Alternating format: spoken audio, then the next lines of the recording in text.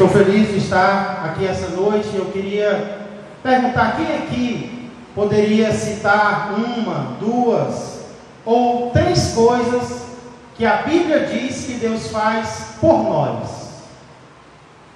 Deus nos faz o quê? Quem pode citar algo que a Bíblia diz que Deus faz a nosso favor? Deus faz por nós. Quem? Deus nos ama. O que mais? Deus faz por nós. Deus nos protege. Deus nos salva. O que mais que Deus faz por você? Deus nos guia. Deus cuida de nós. Muito bem. Deus o quê? Deus nos dá o fôlego de vida, a respiração. O que mais? Deus nos o quê? Nos ama. Dona França é? Opa, seja bem-vinda, Dona França. Alegria ter a senhora aqui hoje, viu? Glória a Deus.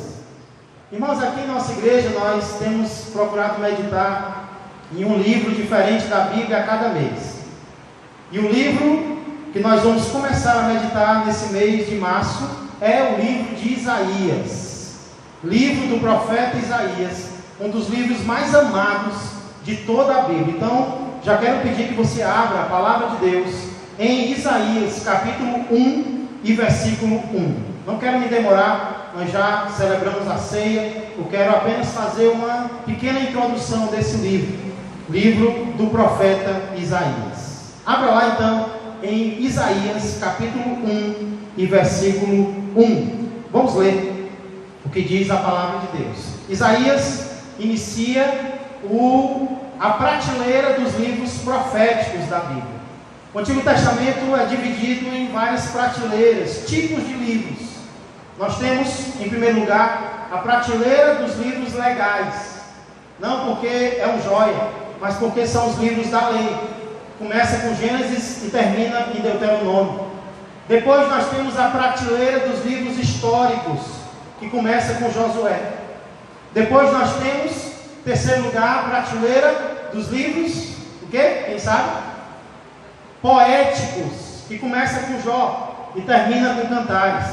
E depois dos livros poéticos nós temos a última prateleira do Antigo Testamento, que é a prateleira dos livros proféticos. Os livros proféticos terminam com Malaquias e começam com Isaías. Vamos iniciar hoje então a meditação nesse livro tão amado da palavra de Deus. Vamos ler apenas Isaías 1 e 1.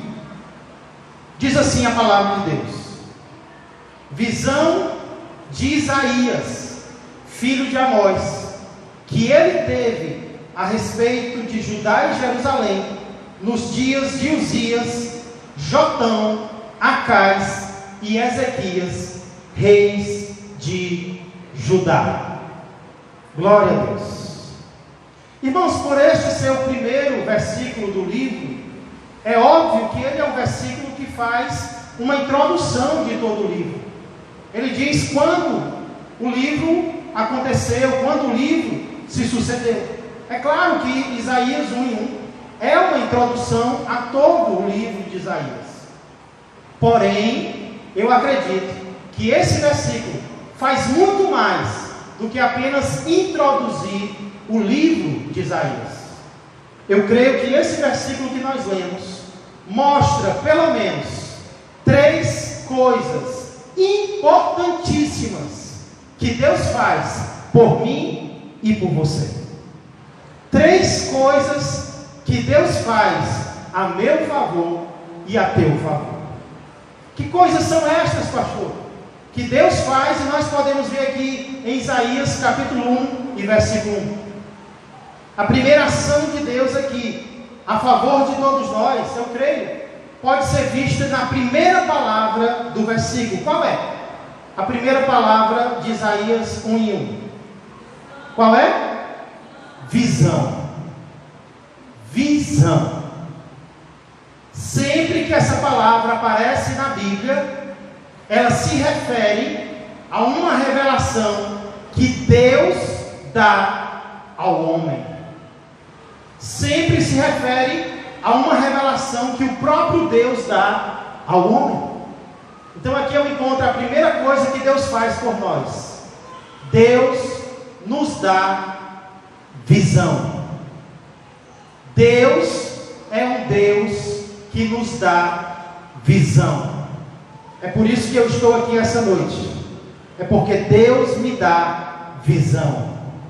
É por isso que você está aqui essa noite. É por isso que você não está em outro lugar qualquer. Você está aqui essa noite porque um dia Deus te deu visão.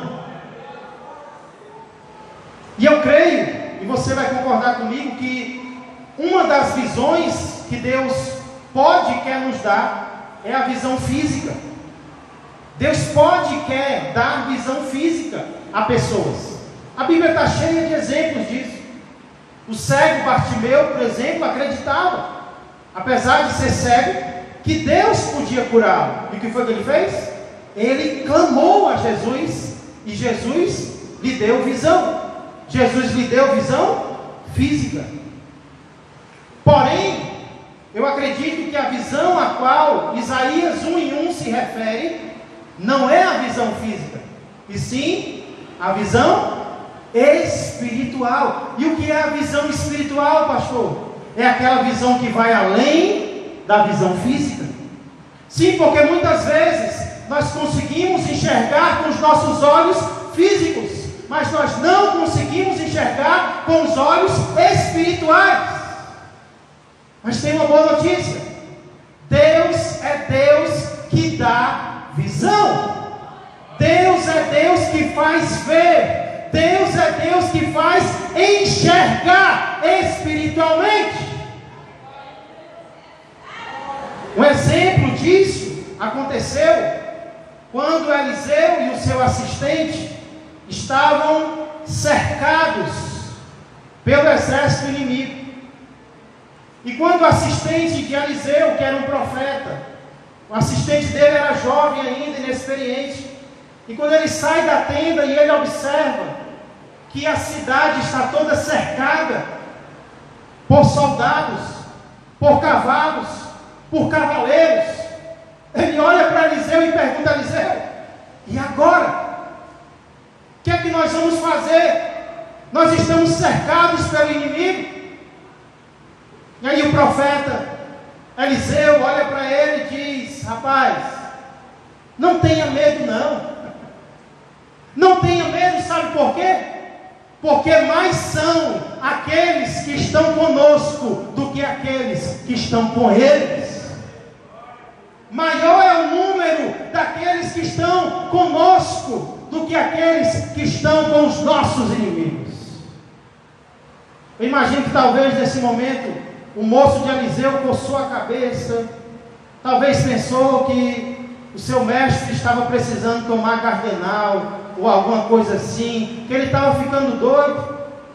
Como? Mas são os que estão conosco, se só tem nós dois aqui, o exército contra nós é imenso. Mas antes que ele pudesse dizer qualquer coisa, Eliseu fez uma oração. Eliseu orou a Deus dizendo: Deus, faz com que ele possa enxergar, faz com que ele consiga ver, dá visão a ele, Senhor. E foi exatamente isso que Deus fez. Deus deu visão para o jovem assistente de Eliseu. E sabe o que foi que ele viu? Ele viu que o monte estava cheio de carros e de cavalos de fogo atrás do profeta Eliseu. Olha como é importante ter visão espiritual. Olha como é importante enxergar espiritualmente. Isso é algo que Deus faz. Deus nos dá visão. Deus nos faz ver espiritualmente aquilo que os nossos olhos físicos não podem ver. Deus nos dá visão. Ele fez isso muitas e muitas vezes. Eu estou citando apenas um exemplo, mas ele fez isso muitas e muitas vezes no passado. Mas sabe o que é melhor?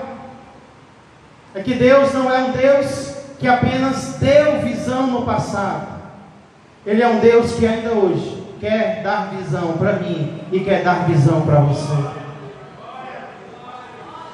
No dia de Pentecostes, Pedro se levantou e explicou para uma multidão confusa, que aquilo que eles estavam vendo era o começo do cumprimento do que Deus havia prometido por intermédio de Joel. E o que foi que Pedro disse que era o começo do cumprimento do que Deus tinha prometido a Joel? Não precisa abrir lá. O próprio Pedro explica em Atos capítulo 2, versos 16 a 18. Olha o que foi que Pedro disse no dia em que a igreja nasceu, no dia em que a igreja começou. Ele disse: mas o que ocorre, diz Pedro, é o que foi dito por intermédio do profeta Joel. E acontecerá nos últimos dias, nos nossos dias, os dias da igreja, diz o Senhor, que derramarei do meu espírito sobre toda a carne. Diferentemente do Antigo Testamento, onde Deus dava o espírito para o rei, onde Deus dava o espírito para os sacerdotes, onde Deus dava o espírito para o profeta, apenas para algumas pessoas. Pedro diz: não, a partir de agora vai ser diferente. Deus vai cumprir o que Ele prometeu por intermédio de Joel. Ele vai derramar o Espírito dele, não apenas sobre alguns servos, mas sobre toda a carne, sobre todos aqueles que servem a Ele. E aí ele continua, louvado seja Deus. E aí Pedro continua, olha o que vai acontecer: vossos filhos e vossas filhas profetizarão. Vossos jovens terão, sabe o que? Visões. Não é algo apenas do passado, é algo para os dias de hoje. Até o jovem pode ter visão. Sonharão vossos velhos, até sobre os meus servos e sobre as minhas servas derramarei do meu espírito naqueles dias, e profetizarão. Pedro está falando da igreja. Pedro está falando que Deus vai fazer na igreja. Deus vai me usar, Deus vai te usar. Não importa a idade que você tem, não importa o nível social que você tenha, se você é crente em Jesus, Ele vai usar você. Aleluia. Então talvez tenha alguém próximo a você que está precisando de visão espiritual. Sabe o que você faz? Você ora por ela. Você ora por ele. Lembra o que foi que Eliseu fez? Quando o moço dele não conseguia ver espiritualmente, o que foi que o profeta fez? Senhor, abre os olhos dele para que ele enxergue. Se tem alguém próximo a você, se tem alguém na tua família que não está conseguindo ver um palmo à frente do nariz, ora por ele, ora por ela. Senhor, eu estou vendo, mas ele não está. Eu estou vendo, mas ela não está. Abre os olhos dele, abre os olhos dela. E Deus vai atender ao meu pedido e ao teu pedido. Ou talvez quem está precisando de mais visão espiritual é você. Senhor, me mostra a verdade sobre essa pessoa. Senhor, me mostra a verdade sobre essa porta que se abriu. Senhor, me mostra a verdade sobre esse acontecimento. Eu não estou entendendo, Senhor. Abre os meus olhos para que eu possa ver. E o Deus que dá visão vai dar visão para mim e vai dar visão para você. Essa, portanto, é a primeira coisa que Deus faz por nós. Deus nos dá visão. Como é bom receber a visão de Deus. Irmãos têm me dito que têm visto coisas, têm visto manifestações de Deus. Deus tem usado irmãos para falar sobre coisas que não aconteceram ainda. E eu creio que Deus está usando cada um de nós. Indo adiante, em Isaías 1:1, o texto revela quem foi que recebeu a visão. Visão de Isaías, filho de Amós. A tradição judaica sugere que esse Amós, pai de Isaías, era o Amós, irmão de Amazias, sendo que esse Amazias era rei de Judá. Se essa sugestão judaica estiver correta, nós podemos dizer então que Isaías era um profeta que fazia parte da corte real, era sobrinho de rei. Mas não é isso que eu quero chamar a sua atenção hoje. O que mais me chama a atenção em Isaías não era o tio dele, mas o nome que ele tinha. Qual o significado do nome Isaías? Quem sabe? O nome Isaías significa Jeová salva. O próprio profeta, o nome do profeta chamava a atenção para a segunda coisa que eu vejo aqui que Deus faz por nós. Primeiro, Deus nos dá visão. Em segundo lugar, Deus nos salva. De fato, Deus aqui em Isaías recebe muitos nomes, ele é chamado por muitos nomes. Ele é chamado de santo, ele é chamado de soberano, ele é chamado de rei, ele é chamado de criador. Deus é chamado de muitas coisas, inclusive de salvador. Então, nós podemos concluir que salvar não é a única coisa que Deus faz. Se ele é chamado de juiz, se ele é chamado de santo, salvar não é a única coisa que Deus faz. Aqui em Isaías nós vemos Deus julgando. Aqui em Isaías nós vemos Deus castigando. Aqui em Isaías nós vemos Deus destruindo. Isso vale para aquelas pessoas que têm uma esperança errada de que a porta da oportunidade sempre vai estar aberta para elas. Não, Deus é amor, Deus salva, mas Ele não apenas salva, Deus também julga, Deus também disciplina, Deus também destrói, Deus também derruba.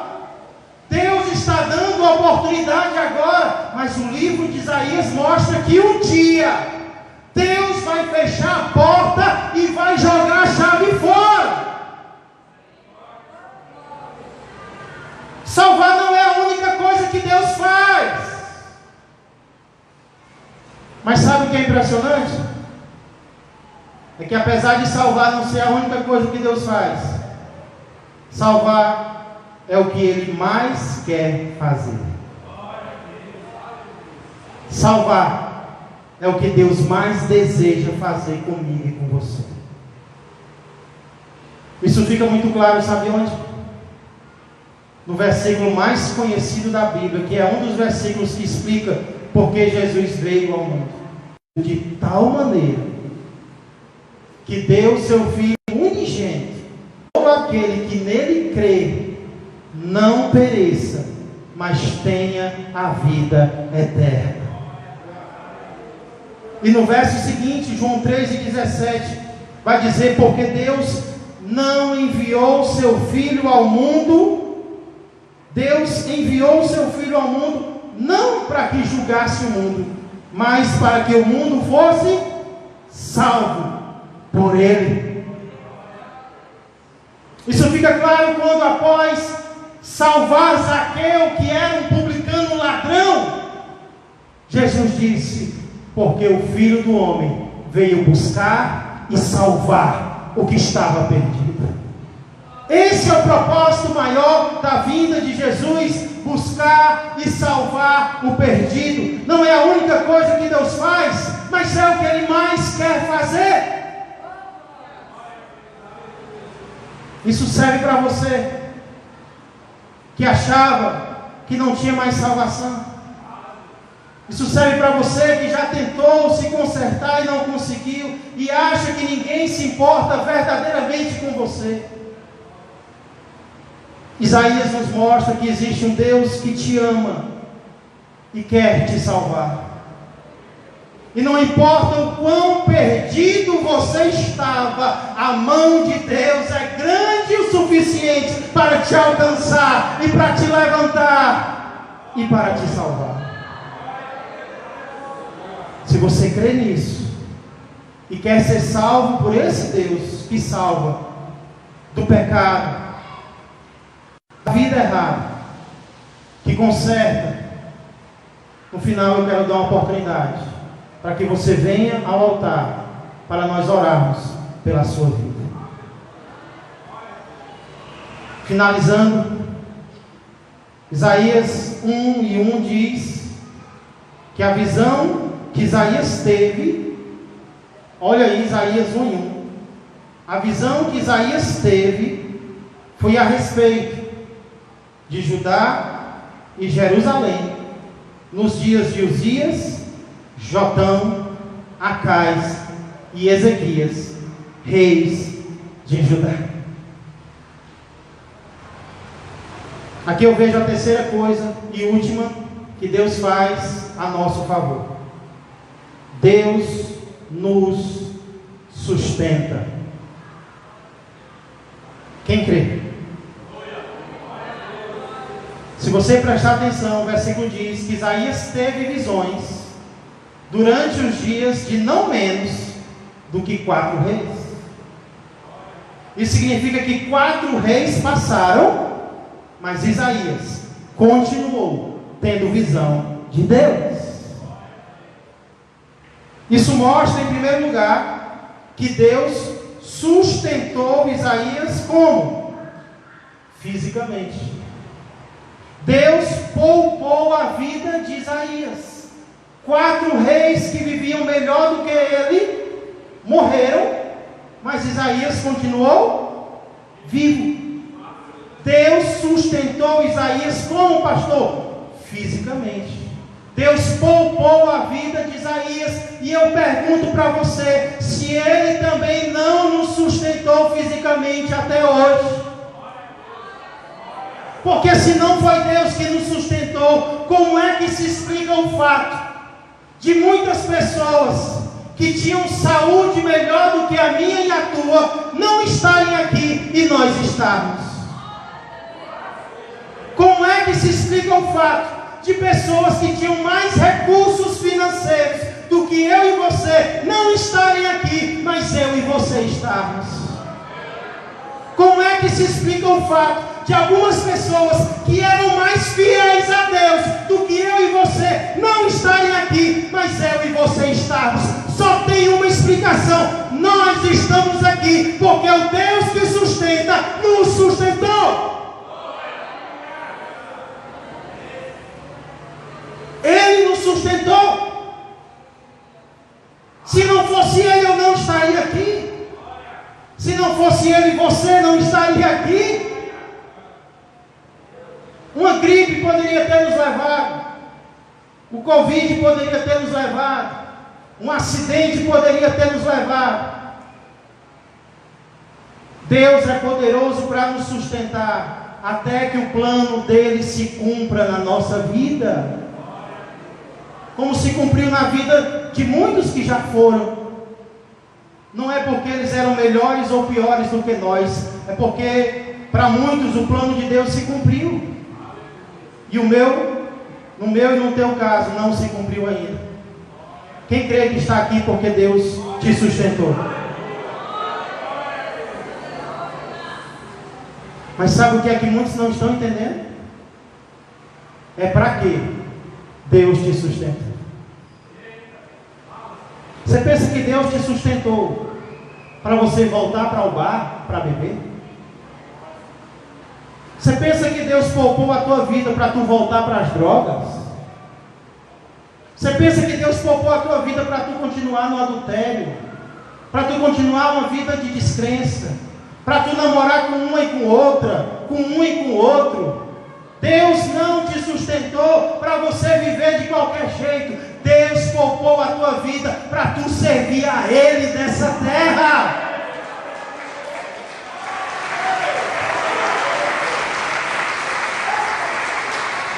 Porque se nós não tivermos cuidado, Senhor, muito obrigado porque o Senhor me sustentou, vai lá e toma uma. Muito obrigado porque o Senhor me sustentou. Eu quero usar droga, eu quero viver no pecado. Ei, o pecado é forte, mas Deus é mais forte na minha vida e na tua vida. Deus não nos poupou para nada. Deus nos poupou para fazermos a diferença nessa terra. Então começa a perguntar para Deus: Deus, para quê eu estou aqui? Não é por quê, porque eu sei que eu não mereço. É para quê? O Senhor me poupou, para quê? Não é para eu continuar na velha vida, é para eu andar em novidade de vida. Eu quero andar em novidade de vida, igreja. E eu creio que vocês também. Deus sustentou Isaías fisicamente. Deus nos sustenta fisicamente até o momento em que Ele quer. Quando Ele tira o fôlego, né, irmã Ângela? Aí nós temos que voltar para Ele. Deus sustentou Isaías, sabe como também? Emocionalmente. Por quê, pastor? Porque se é verdade que Isaías era sobrinho de rei, então esses 4 reis que morreram eram próximos a ele, não é? E nós sabemos como é angustiante perder alguém próximo a nós. Isso mexe com a gente, quanto mais próximo, mais mexe. Mas Deus sustentou Isaías através das perdas que ele sofreu. E nós temos o exemplo de como Deus sustentou o seu servo, sabe onde? No capítulo 6, no verso 1. Isaías capítulo 6, verso 1 diz: no ano da morte do rei Uzias, eu vi o Senhor. Oh, glória! No ano da morte do rei Uzias, eu vi o Senhor assentado sobre um alto e sublime trono, e as abas de suas vestes enchiam o templo. Quando foi que Isaías viu o Senhor? No ano da morte do rei. Provavelmente alguém próximo a ele. Muitas vezes, igreja, vai ser no momento de dor, vai ser no momento de perda, vai ser no momento de decepção que você vai ter a maior manifestação de Deus na tua vida. Em que Deus vai se manifestar para você e vai dizer: ei, você não está só, eu estou contigo, eu sou o Deus que enche toda a terra, e eu vou encher o teu coração.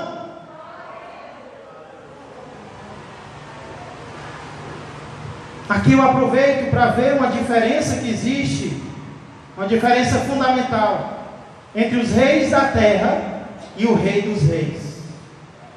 Algo que serve de conforto para o meu coração e para o teu coração. 4 reis passaram, sabe por quê? Porque os reis da terra passaram. Não importa o quão poderoso um homem é, a autoridade que ele tenha, um dia ele vai passar. Mas o rei dos reis, esse permanece para sempre.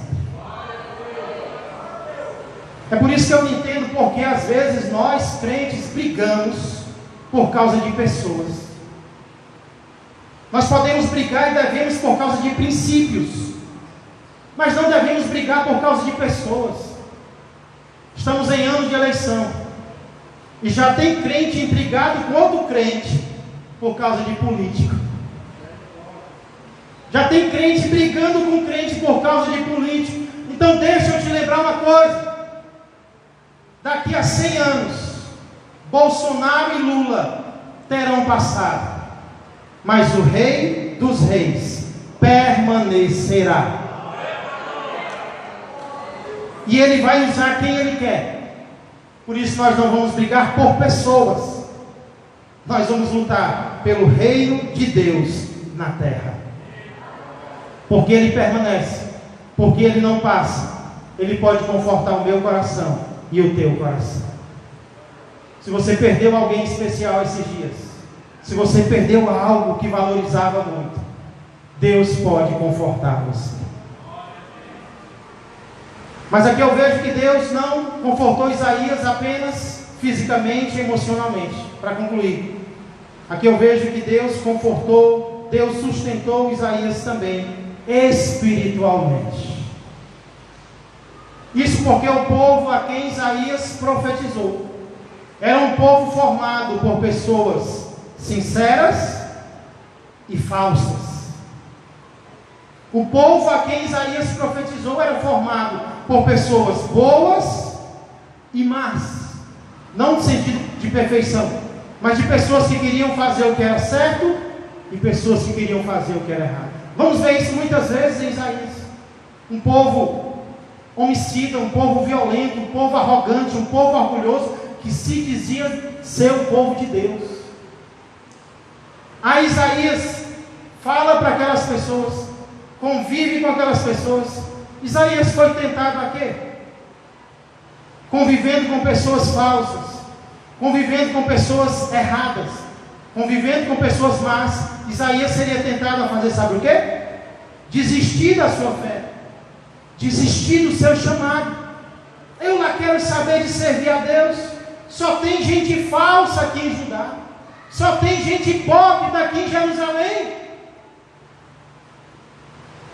Mas apesar de conviver com todas essas pessoas, Isaías nunca deixou de exercer o chamado que Deus fez para ele.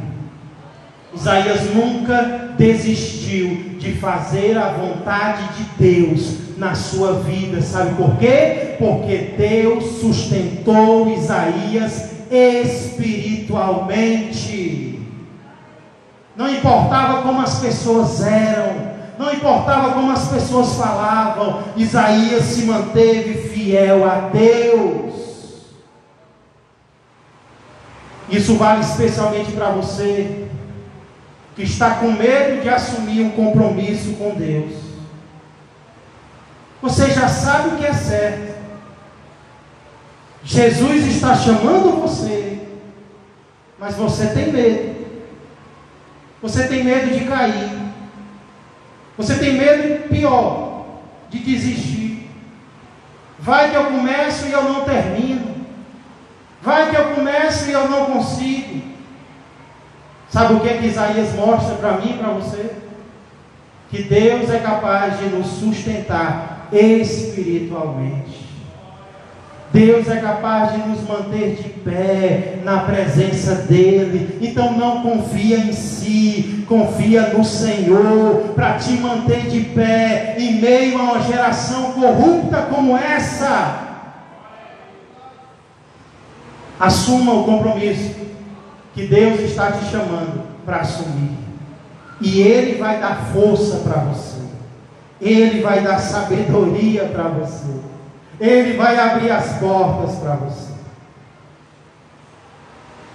Nessa noite então nós vimos 3 coisas que Deus faz a nosso favor. Na verdade, eu poderia dizer que hoje nós vimos 3 coisas que Deus quer fazer a nosso favor, que Deus pode fazer a nosso favor. Por que, pastor, Deus quer e Deus pode? Porque Ele não vai fazer se nós não deixarmos. Por isso eu encerro perguntando: você quer receber visão de Deus? Você quer enxergar mais espiritualmente? Você quer ser salvo por esse Deus que salva? Salvo do pecado?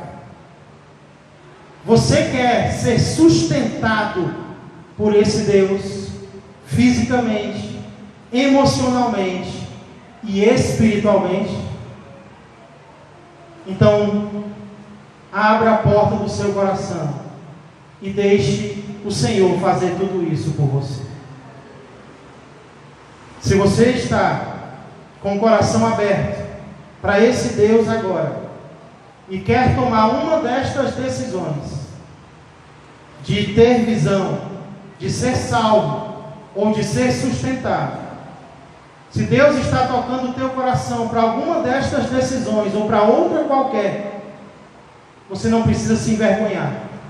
Eu quero convidar você a vir ao altar para nós orarmos juntos, uns pelos outros.